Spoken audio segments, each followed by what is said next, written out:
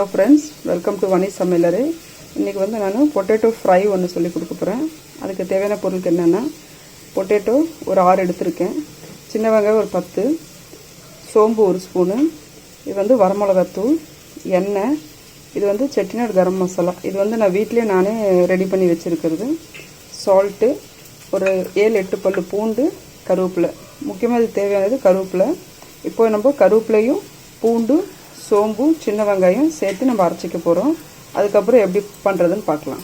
காஞ்சிருச்சு, நம்ம எண்ணெய் ஊற்றிக்கலாம். எண்ணெய் காஞ்சிருச்சு, நம்ம வந்து ஃபஸ்ட்டு உருளைக்கிழங்கு எல்லாம் ஆட் பண்ணிக்கலாம்.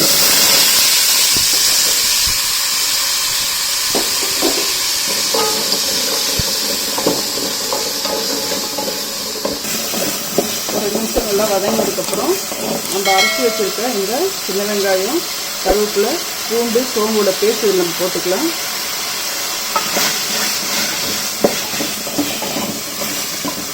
நல்லா வதங்கணும்.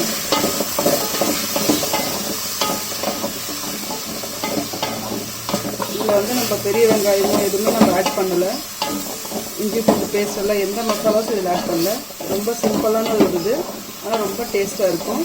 இது வந்து வெஜிடபிள் ரைஸு, தக்காளி சாதம், பருப்பு குழம்புக்கு, இந்த மாதிரி இதுக்கெல்லாம் சைட் டிஷ்ஷு ரொம்ப டேஸ்ட்டாக இருக்குது. இதில் ராஸ் ஸ்மெல் போனதுக்கப்புறம், பச்சை வாசம் போனதுக்கப்புறம் நம்ம வந்து சால்ட் ஆட் பண்ணிக்கலாம். சால்ட் ஆட் பண்ணி 10 செகண்ட்ஸ் நல்லா வதக்கி விடுங்க. அதுக்கப்புறம் நம்ம இந்த வரமிளகாத்தூள் போட்டுக்கலாம். அதுக்கப்புறம் நான் வீட்டில் அரைச்ச இந்த செட்டிநாடு கறி மசாலா, இது நம்ம போட்டுக்கலாம். நீங்கள் வீட்டில் இருந்து தான் நீங்கள் எது வேணால் ஆட் பண்ணிக்கலாம். இப்போ நல்லா மிக்ஸ் பண்ணதுக்கப்புறம், நல்லா மிக்ஸ் பண்ணி விட்டதுக்கப்புறம் நம்ம மூடி போட்டு மூடிடலாம். இது வந்து சிம்லேயே தான் வேகணும். ஏன்னா நம்ம இது வந்து தண்ணி சேர்க்க போகிறது கிடையாது. அந்த லிட்டில் வர தண்ணி அதே இதுக்கு போதும். அப்பப்போ திறந்து நீங்கள் கிளறி விட்டுட்டே இருக்கணும். அப்படி உங்களுக்கு அடி பிடிக்கிற மாதிரி இருந்துச்சுன்னா லைட்டாக கையில் தண்ணி லைட்டாக தெளிச்சு விடணும். தண்ணி ஊற்றக்கூடாது. ஏன்னா இது வந்து ட்ரையாக தான் நம்ம பண்ண போகிறோம்.